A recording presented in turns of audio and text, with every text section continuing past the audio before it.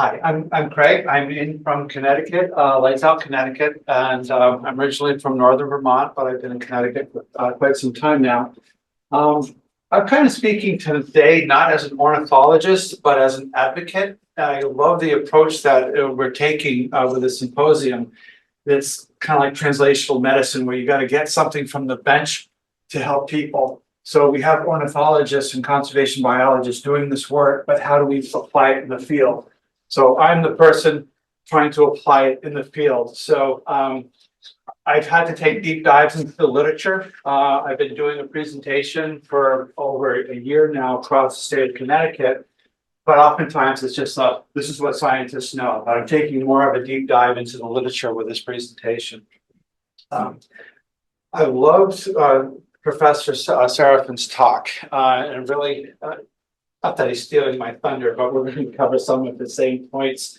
But he had me thinking about the writer Edward Abbey in his book Desert Solitaire, how he's walking through the desert at night and he decides to shut off his flashlight. And then he writes, technology stands between us and really interacting with nature. So there's many aspects of the dark that we have to take into consideration when we think about conservation.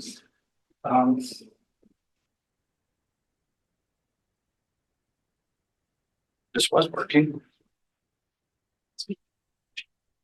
Does it need to point towards the project then? I think if you click in the PowerPoint, it'll work again. It's because she clicked record on Zoom. So it's like hit the mouse button. To click just inside that PowerPoint screen.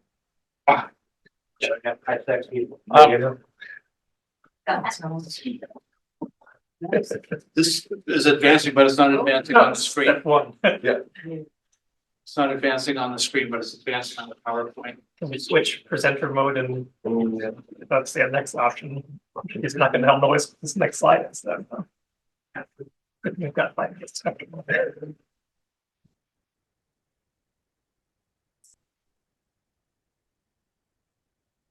Gladly help people. Oh my God. I knew something would happen on my first one.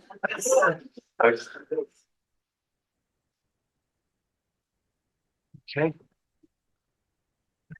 Oh, there we go. Thank you. Thank you so much. So much talent and experience in the audience.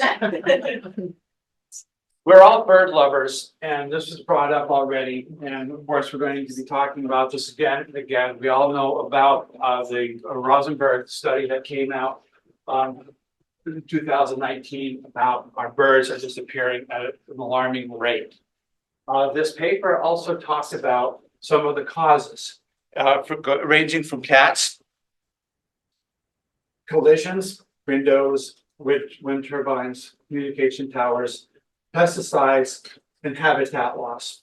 I'm going to make a case that cats, collisions, and habitat loss are all connected with light pollution. This is going to take a leap of thinking about habitat loss differently than just like a deforestation, but thinking that night is habitat. And if we're losing this habitat because of light pollution, there's going to be an impact. That study talked about 90% of these birds that were studied were representing families of birds like sparrows, warblers, vireos, etc. That these are birds that migrate. So in North America, we have 722 bird species. I'm not getting my notes.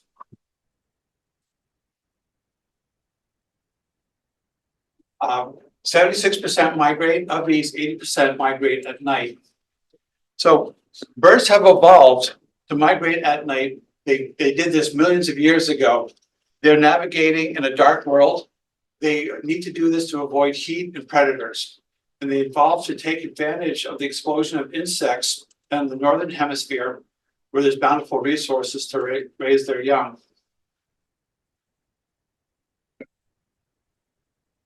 Sorry, it's not. Oh, it's not good.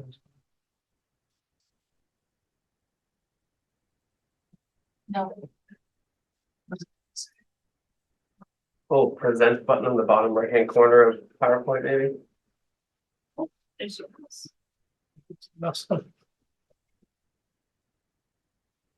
Yeah, that should do. Now it's like two. Gotta go backward. All right. There Okay. you go. Good stuff. All right, guys, hopefully that's it. To talk about migration through our continent, it's estimated that annually 4 billion birds move south into the contiguous United States every autumn. At the same time, there's 4.7 billion birds leaves the United States to their southern wintering grounds in the neotropics.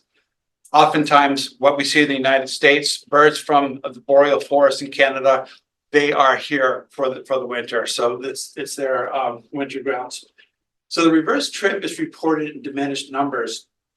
So in the spring, 3.5 billion birds are crossing back into the United States and 2.6 billion returning to Canada. The diminished numbers are due to deaths on the wintering grounds, as well as succumbing to perils during migration. So the return rate back into Canada is 64%, and the return home to the United States is 76%, according to these researchers in Cornell. There's a study that makes an estimate that we lose 1 billion birds every year in the United States to window collisions. And these are tied with light pollution.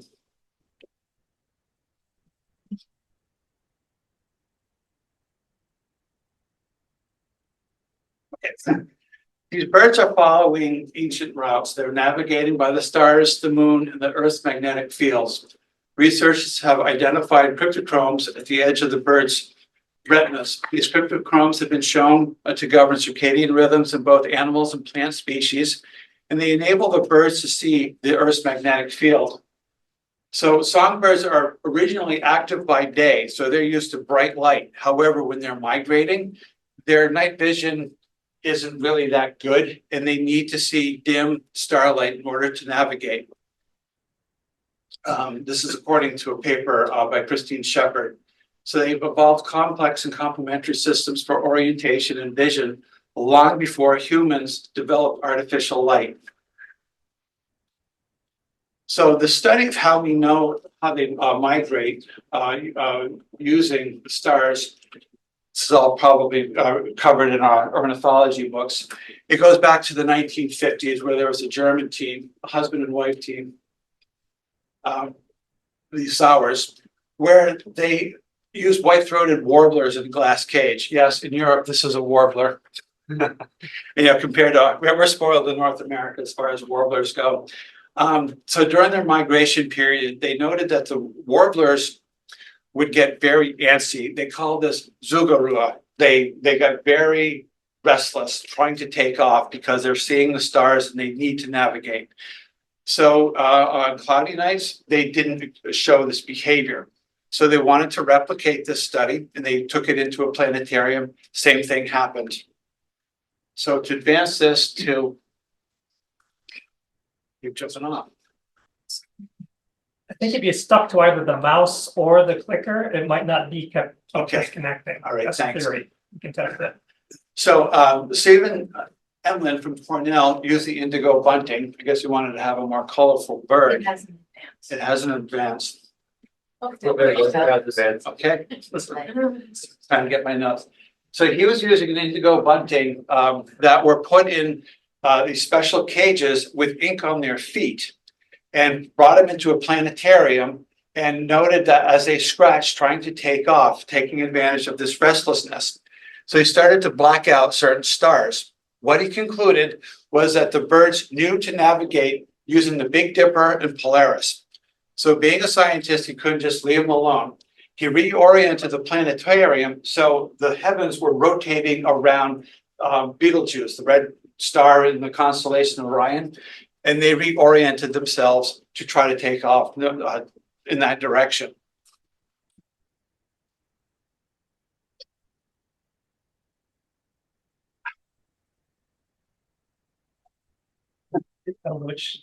Okay. So let's get birds out of the lab and into the skies. Think about the skies as being habitat as well. We have the treetops, the mountaintops, into the stratosphere. There's a layer cake of air currents, cold and warm air, jet streams, headwinds, and tailwinds. These layers can help or hinder migrants by either giving tailwinds and updrafts that help them, or they could kill birds with strong winds, storms, and microbursts. It's important to note this range that songbirds have of 500 to 2,500 feet. Why the difference?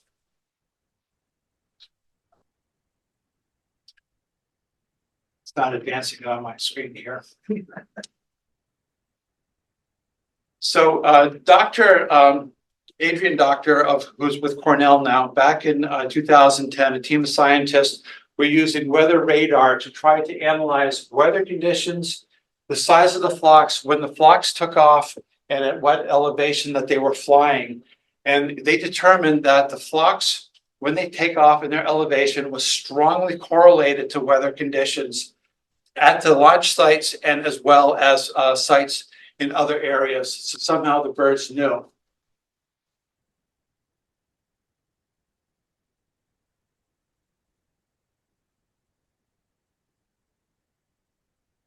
Okay.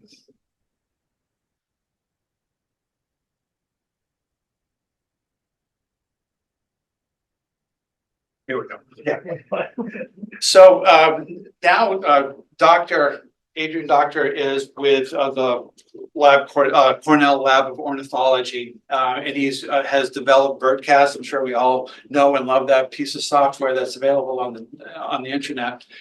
But he found that the varying levels that birds fly is mostly driven by a common factor. That's tailwinds.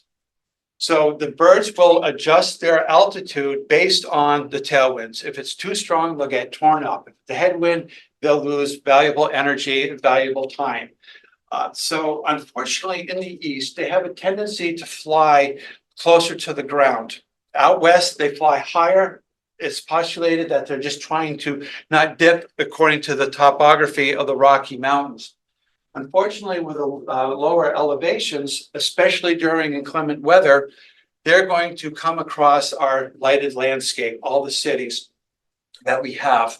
And unfortunately, during inclement weather, there's no stars to navigate. So what are they seeing? They're seeing our city lights. And this is a Birdcast that I mentioned. If you haven't used it, strongly recommend it. So we're familiar with Atlantic flyways. You would be once I advance the slide.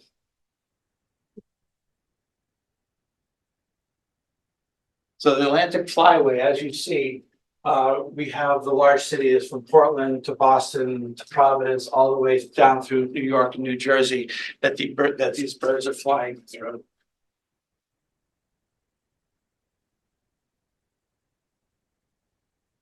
So migrating birds regularly pass through heavy illuminated landscape, and bright lights affect avian orientation. But risks to the migrating birds from artificial light are not spatially and temporally uniform. This presents many challenges if you're trying to manage this on a city-by-city level. However, if states, regions, United States were to adopt dark skies initiatives, you will see a much bigger impact across the continent where we can darken these skies for the migrating birds. So this is, you recognize this place. This is the nighttime of the northeastern United States. So you see there are some areas where it simply isn't night ever. It's always day. And this is the sky glow coming from our cities. This is coming from street lamps, etc. So a constant sky glow. And to make matters worse, it's not just the sky glow. It is we have reached up into the skies with our buildings. We've reached up with these beacons of light. Either they're for air traffic control or radio towers or our monuments.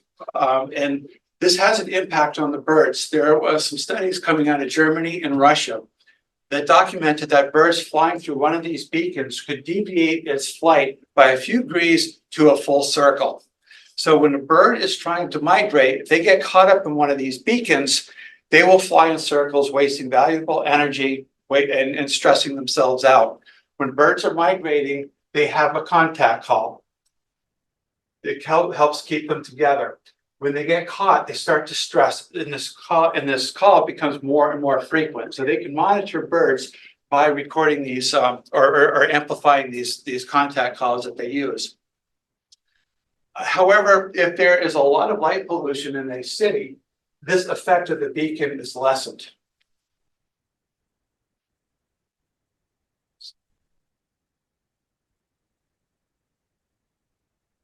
So we all know the World Trade Center.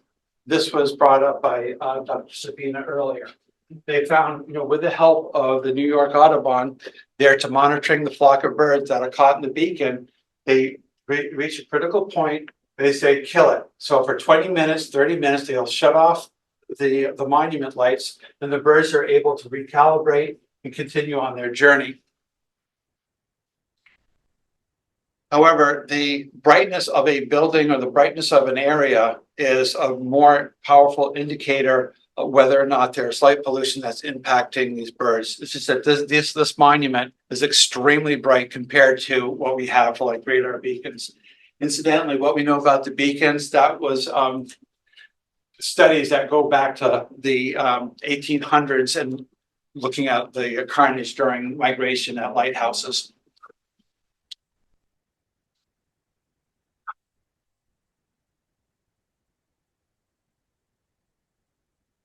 So collisions are reported on windows during the night. This isn't a major problem. What happens is that the birds will come crashing into our urban areas and they need to eat. They will see this beautiful environment reflected in the windows, and that's when you get the window crash. They would not be there if it wasn't for the light pollution. They would just simply fly over these areas on their way. So most of this is happening during daylight. So these lights out initiatives across the country are also coupled with initiatives to have bird-friendly glass and windows. My colleague Meredith is going to be talking about that next session.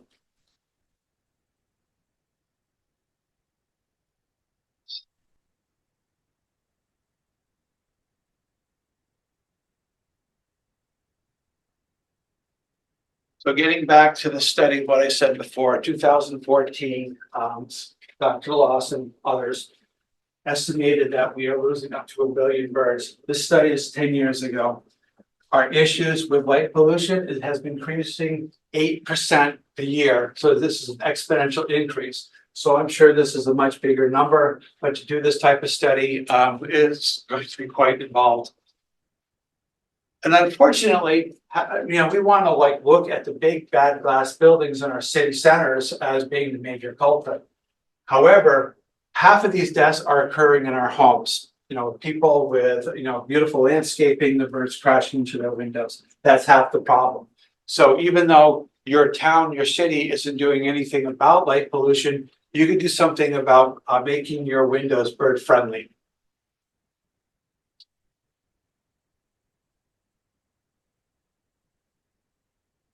So this is the result. So sometimes there are these night collisions that occur. This happened in a building down in Houston, Texas in 2017, where one night there's a floodlights at a 32-story skyscraper had 400 passerines that were killed. Usually in my presentations until October of this year, I talked about Hormick Place. They were shutting off 50% of their lights in supporting this effort. They found that there was a 60% decrease in their mortality. Then October of 2023 happened. They had an event that went later than usual. They didn't shut off their lights. So we lost 1,000 birds in one night. It was late in the morning and early morning. So it was both nighttime and during daylight that this occurred. So here, both types of mortality occurred at this place.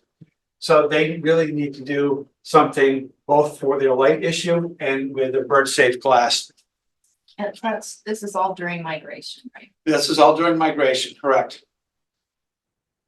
See, unfortunately, to go off script here, this question has been posed to me before. It's like, is there any type of selective pressure? Can the birds learn from this? There are some species, like our house sparrow, our pigeon, and our starling, that aren't succumbing to these problems. It's our warblers, it's our thrushes, it's these migrating birds, and there's no selective pressure because it's not weeding anything out. It's like they simply don't see glass. We don't see glass. We could go to an airport or a large building that has glass walls, and they make it visible to us. You know, when a human crashes into a glass wall, it's comedy. A bird does it, it's truly tragic. So, and this is what was collected after that fateful night.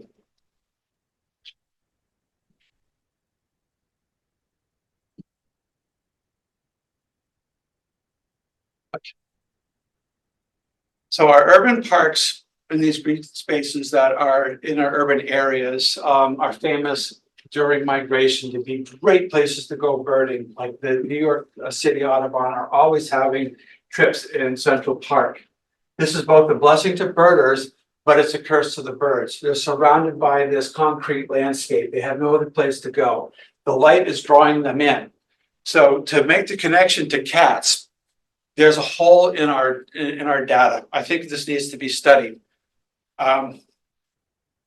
As the birds are landing in these urban areas weakened, are they being predated by our household pets that are outside or feral cat populations that could be in these parks? I don't know, but there could be a good topic for somebody who can do PhD. Other impacts. Here we have a purple martin who is a diurnal migrant. However, they have found that in areas where they will spend their winter, if they are exposed to light pollution, they will increase their migration by 8 days.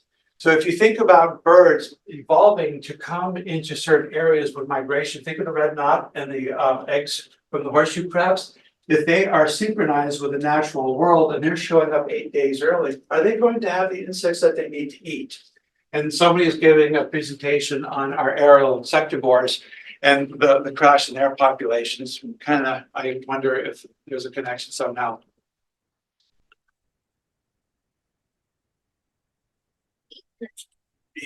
Okay. So let's talk about the night as far as the darkness being ecological niche.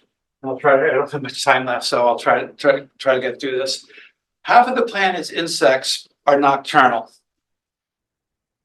They need several hours of continued dark to feed and mate. They rely on the stars and the moon for navigation and their endocrine cycle regulations. So there's an order of insects, like the mayflies, the ephemera, that rely on polarized light in order to identify a body as being a water source. So with light pollution now, you're finding these mayflies and caddisflies landing in parking lots. They can't lay eggs in a parking lot. So the issue with this, with light pollution and with insects, is that they're losing entire generations in a night, so they can't breed.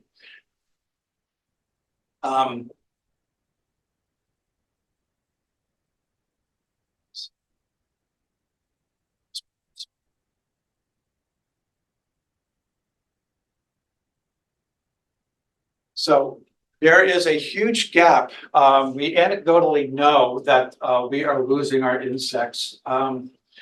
There was a study that was done that was started in 1990, ran to 2007. This was putting a light trap on the Swedish Museum of Natural History. It was a light trap to collect insects. And they just recorded the species, like 750 species or something like that, but that they did not record the numbers of species, the numbers of individuals, nor the biomass. So there's studies out there, but nobody really knows what this loss with insects really means.